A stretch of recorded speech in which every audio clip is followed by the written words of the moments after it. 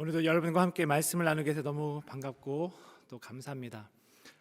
말씀을 예배를 드릴 때 정말 하나님께서 우리에게 주고자 하시는 말씀이 있구나라고 생각될 때가 언제냐면은 기도하시는 분과 그리고 찬양대의 찬양과 그 말씀을 준비하는 분들의 그 말씀이 그분들이 미리 상의하지도 않았을 때에 한 주제로 한 이야기로 가지고 우리가 기도하고 찬양하고 말씀을 나눌 때 정말 하나님께서 우리에게 말씀하시는 게 분명히 있구나라는 것을 느낍니다. 오늘도 제가 그걸 느끼는데요. 또 장로님들의 기도 통해서 또 찬양대의 찬양을 통해서 또 오늘 주시는 말씀을 통해서 하나님께 우리에게 주시는 말씀이 있는 줄 믿습니다. 우리 마음의 문을 열고 하나님이 주시는 말씀을 듣는 우리 모두가 되시길 소망합니다. 2020년에 지금 우리에게 위로가 필요한가라는 주제로 설문조사를 한 것이 있는데요. 당신은 지금 삶의 위로가 필요한가요? 라는 이 질문에 91%가 네라고 대답했다고 합니다. 우리는 위로가 절실한 시대를 살아가고 있습니다. 우리의 주변에서 일어나는 많은 일들, 전쟁이나 자연재해, 경제의 불안정, 혹은 사랑하는 사람들의 죽음과 같은 여러 일들은 우리들의 마음을 무너뜨리기도 합니다. 거기에 더해 불확실한 현재와 미래에 많은 사람들이 얼마나 초조함을 느끼며 살아가는지 모릅니다. 현재 베스트셀러 1순위에 올라있는 책이 트렌드 코리아 2023이라는 책인데요. 2023년을 목전에 두고 있는 지금 불확실한 미래에 대한 불안함 속에서 어느 정도 우리가 미래를 예측하고 준비하고 싶어하는 사람들의 그 마음을 엿볼 수 있는 것 같습니다. 또 다른 설문조사로 작년에 한국을 포함한 17개국 성인에게 무엇이 삶을 의미 있게 하는가라는 주제로 설문조사를 한 것이 있는데요. 한국 국민이 1순위로 물질적인 풍요를 꼽았다고 합니다. 그리고 뒤를 이어서 건강이 2순위에 올랐다고 합니다. 사람들이 무엇을 추구하며 어디에서 만족과 안정과 위로를 찾으려고 하는지를 알 수 있습니다. 이런 설문조사들의 결과에 비추어서 우리 자신들에게도 한번 스스로 질문해 보았으면 좋겠습니다. 무엇이 나의 삶을 의미 있게 만드는지, 나의 만족은 어디에서 오는지, 그리고 나는 어디서 위로를 느끼는지에 대해서 말입니다. 우리는 이 질문에 대한 대답을 바른 지식의 근거에서 찾아야 합니다. 여기서 바른 지식이란 상황과 시대에 따라 변하지 않는 절대적인 진리를 말합니다. 예를 들어 나라마다 삶을 의미 있게 많은 것은 달라질 수 있습니다. 아까 그 설문조사에서 한국은 1순위로 물질적인 풍요를 꼽았다고 이야기하는데요. 다른 16개국은 1순위와 2순위와 3순위가 다 좀씩 달랐던 것을 볼 수 있습니다. 이처럼 시대에 따라, 나라에 따라, 연령에 따라 바뀔 수 있는 것은 바른 지식이라고 할 수 없습니다. 우리는 앞선 질문에 대한 대답을 우리의 경험이나 생각에서 비춰서 찾는 것이 아니라 진리, 즉 하나님의 변함없는 말씀의 근거에서 찾아야 한다는 것입니다. 그렇다면은 우리의 삶의 의미는 어디서 옵니까? 우리는 위로를 어디서 찾을 수 있습니까? 우리는 그 대답을 바로 말씀에서 찾아야 한다는 것입니다. 사도 바울은 오늘 우리에게 바른 지식에 근거한 나의 삶을 의미 있게 만드는 것, 나의 삶의 참된 만족과 위로가 무엇인지에 대한 대답을 말씀해주고 있습니다.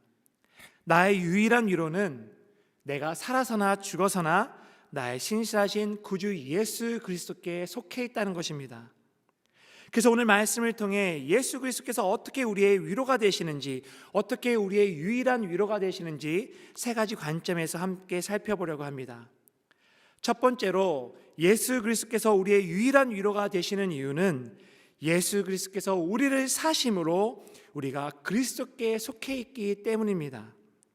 사도 바울은 오늘 우리가 함께 읽은 말씀 로마서 14장 8절에서 사나 쥐구나 우리가 주의 것이로다 라고 말을 합니다.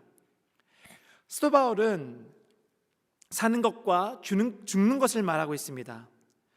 죽음은 우리에게 있어서 매우 현실적인 문제입니다.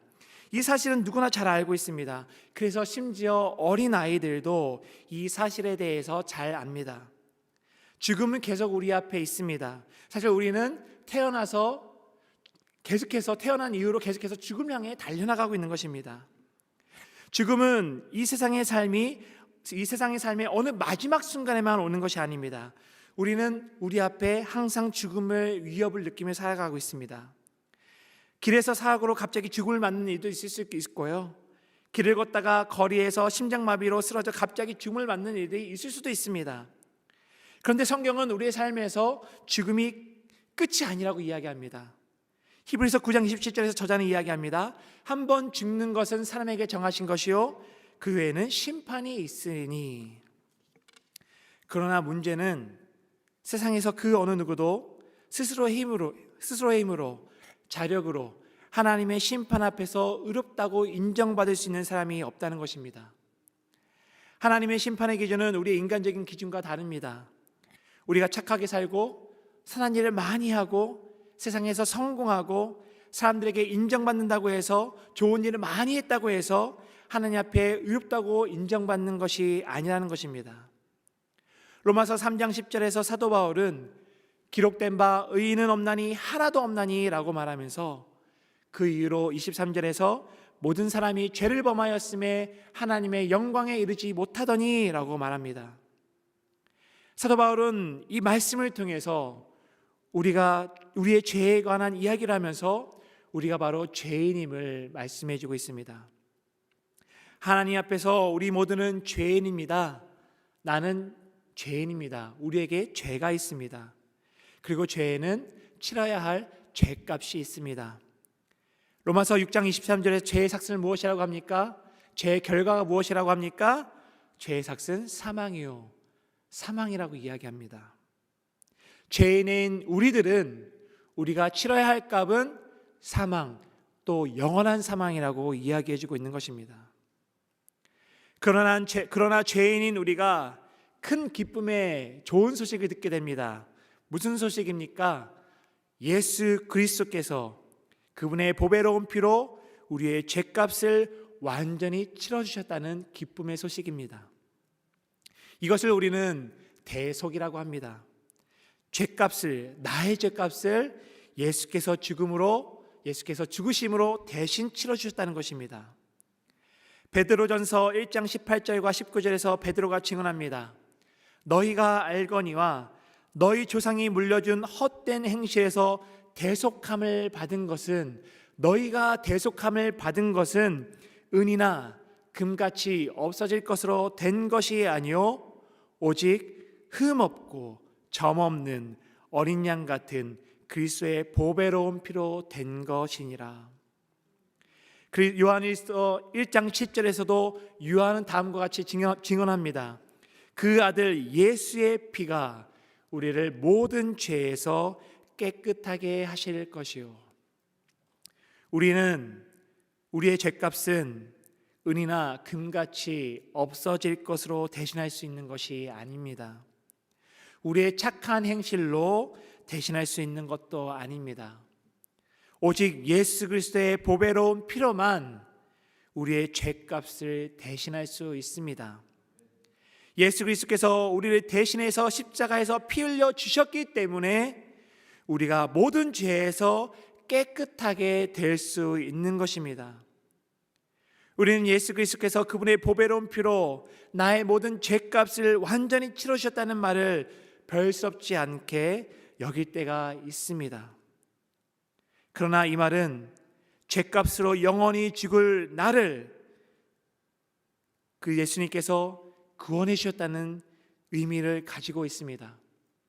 하나님의 심판대 앞에 선 죄인인 우리가 하나님의 판결은 영원한 형벌이라는 그 판결을 받을 수밖에 없는 우리가 예수님의 죽으심으로 우리의 죄가 깨끗해짐으로 무죄라는 예수님의 의롭다 하심으로 우리가 의롭다 하심을 여기게 되었다는 것을 의미하고 있는 것입니다.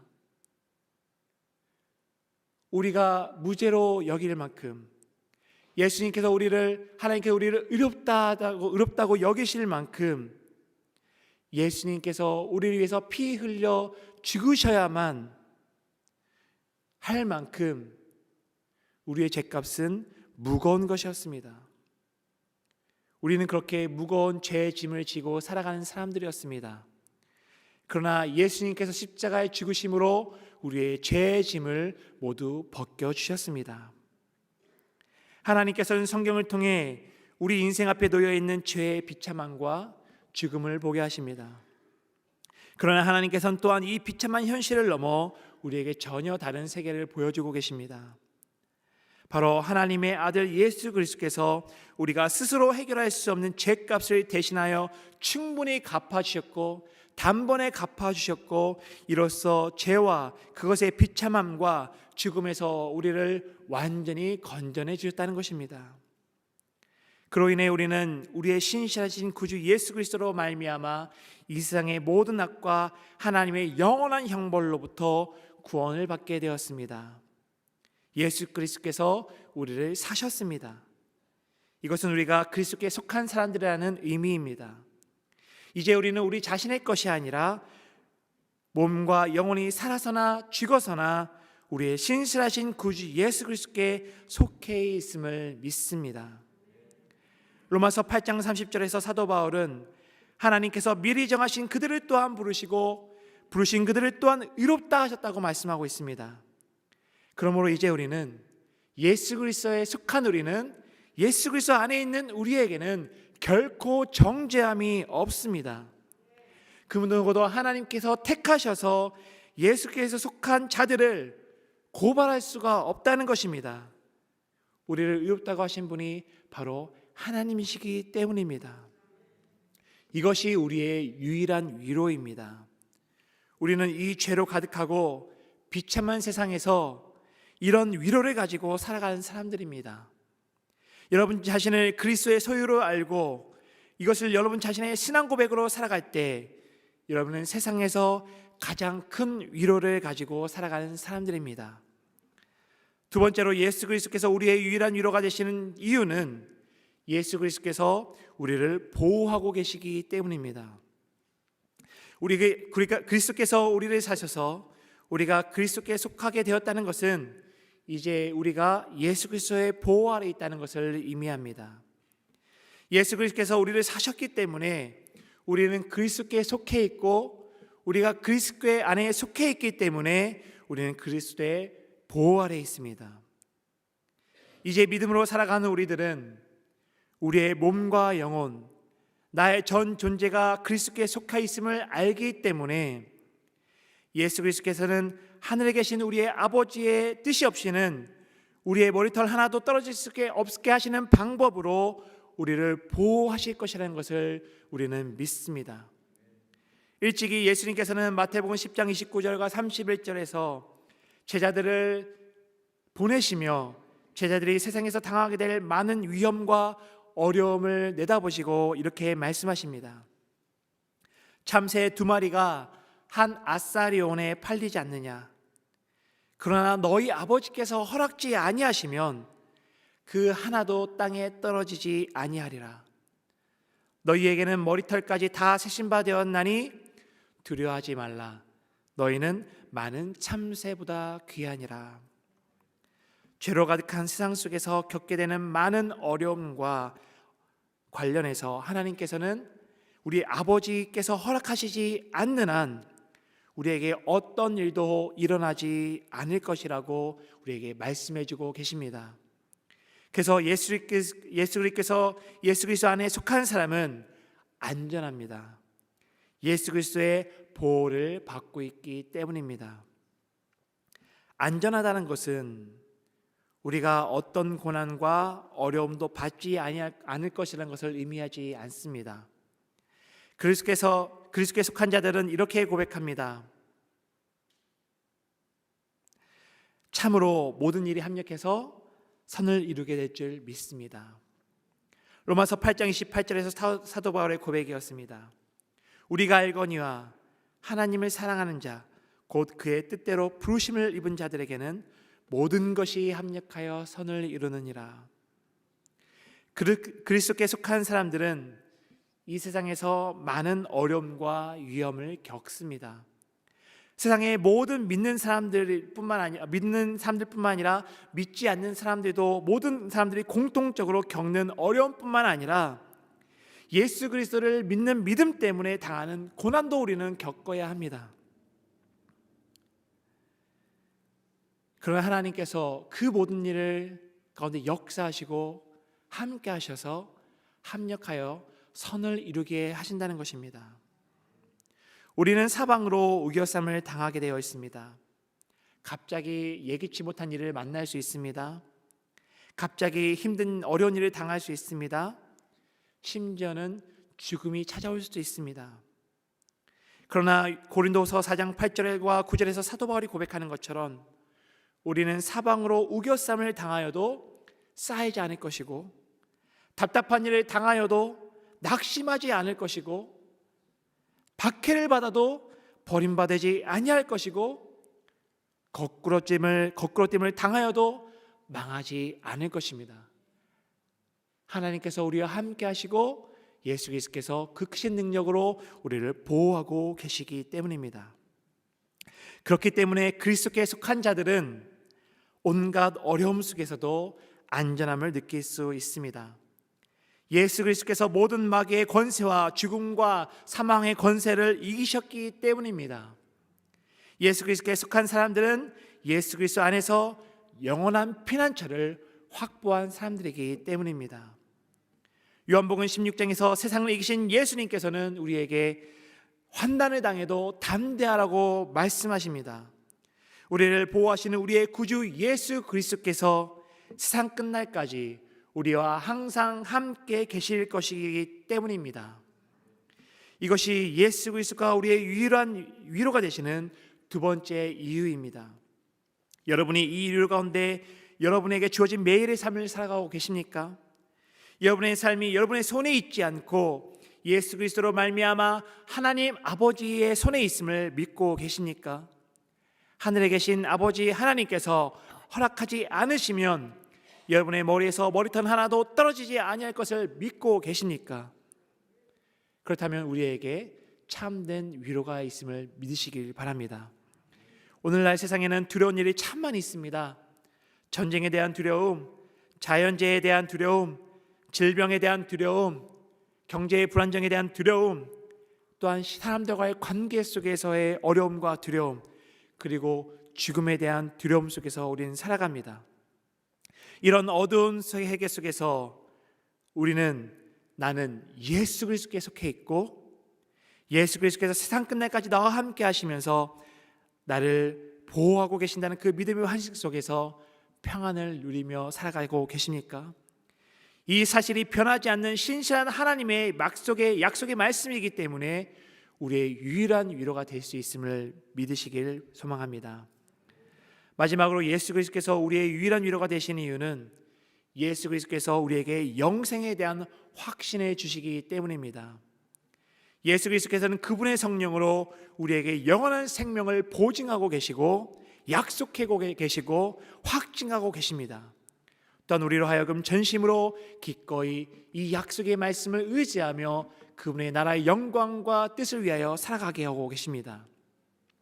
예수 그리스도께서 우리의 죄값을 갚으시고 우리를 사심으로 우리가 그리스도께 속해 있는 것이 우리의 과거와 관련된 일이고 예수 그리스도께서 우리를 보호하시는 것이 현재에 관련된 일이라고 할 때에 예수 그리스도께서 우리에게 영생의 확신을 주시는 것은 우리의 미래에 관련된 일이라고 할 수 있습니다.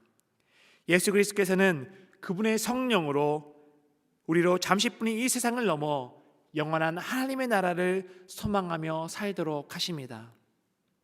세상의 사람들은 육체적인 죽음을 인생의 끝이라고 생각합니다. 그렇기 때문에 죽음을 두려워하기도 하고 죽기 전에 해보고 싶은 것은 다 해보고 살라고 이야기하기도 합니다. 그래서일까요?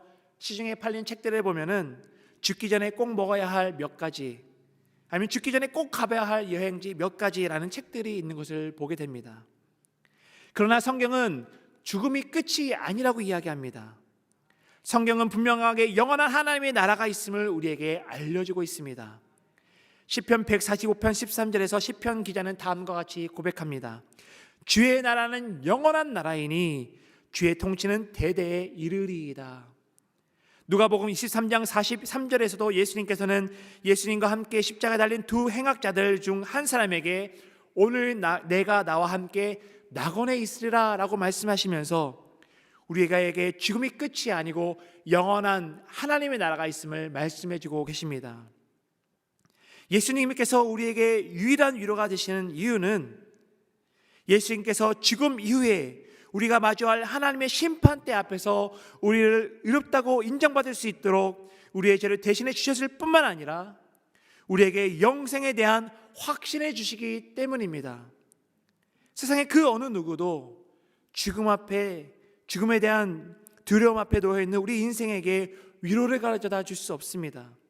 오직 예수 그리스도만이 죽음을 두려움을 마주하고 그 두려움을 이길 수 있는 영원한 생명에 대한 확신을 주시기 때문입니다. 우리의 모습으로는, 우리의 삶의 모습으로는 영원한 나라에 우리가 들어갈 수 있을지 확신할 수 없습니다. 날마다 불안함 속에 살아갈 수밖에 없습니다.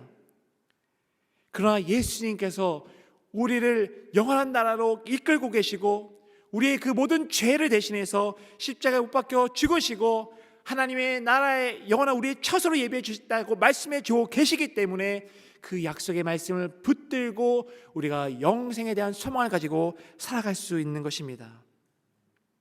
세상 사람들이 말하는 생명은 육체에 제한되어 있습니다. 그러나 성경은 생명이 영원한 생명이 있음을 말하고 있습니다. 그리스도께 속한 사람들은 이제 이 영원한 생명에 초점을 맞춰 영원한 생명을 준비하며 살아가야 합니다. 그리스도께 속한 사람들은 단순히 삶이 죽지 못해 사는 겨우겨우 하루하루를 살아가는 그 생명을 살아가는 사람들이 아닙니다.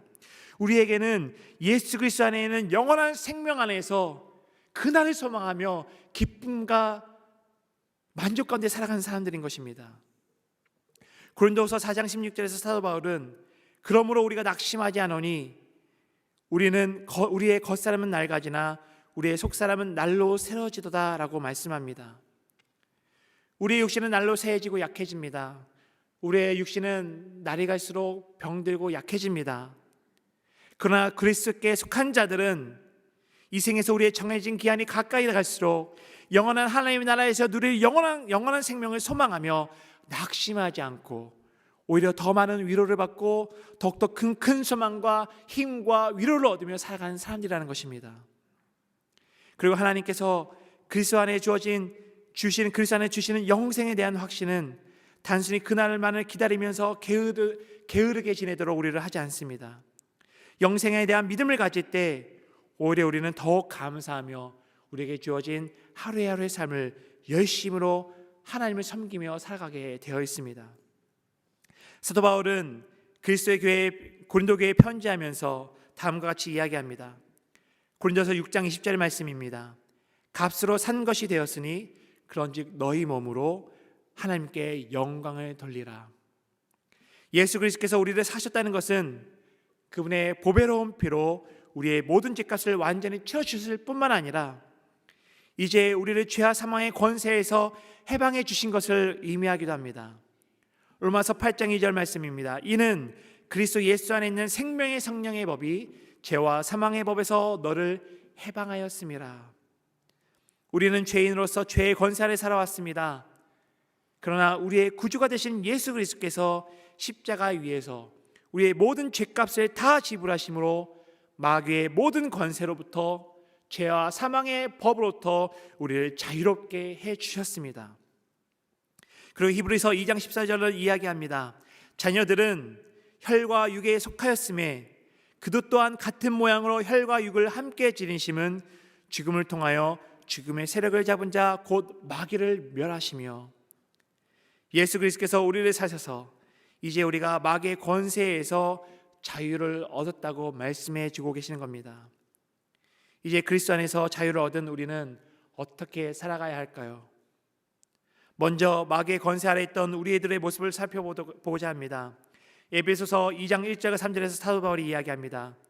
그는 허물과 죄로 죽었던 너희를 살리셨도다. 그때 너희는 그 가운데서 행하여 이 세상 풍조를 따르고 공중의 권세 잡은 자를 따랐으니 곧 지금 불순종의 아들들 가운데서 역사하는 영이라.